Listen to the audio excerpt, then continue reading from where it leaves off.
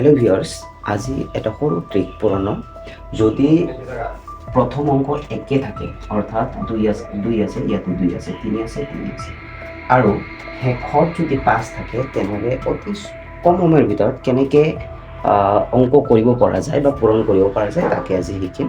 চাই ল'ব। যেনে ইয়াত 25 আছে, 25ৰে যদি 25ক আমি পূৰণ কৰোঁ তেতিয়া কি হ'ব 625।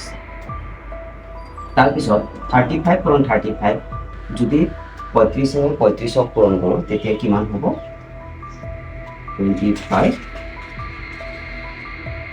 1225। তাৰপিছত 65ৰে 65ক পূৰণ কৰিলে 4225। অৰ্থাৎ এই অংকটো মই কেনেকৈ কৰিলোঁ তাকে আজি শিকাবলৈ আহিছোঁ।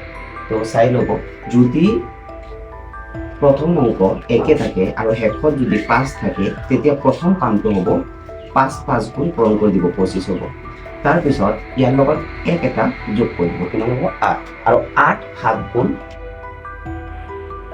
সেম প্ৰচেছ কৰিম। 5 গুণ 25, 8 লগত 1 যোগ 9, 8 গুণ 72।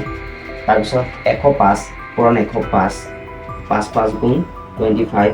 তাৰপিছত 10 1 লগত 1 যোগ কৰি দিম 10ৰ লগত, যোগ কৰিলে কিমান হ'ব 11 10 গুণ 110। তাৰপিছত 125 আৰু 125 পূৰণ কৰিলে 5 গুণ 25, ইফালে 12 1 13, 12 গুণ কিমান হ'ব 156।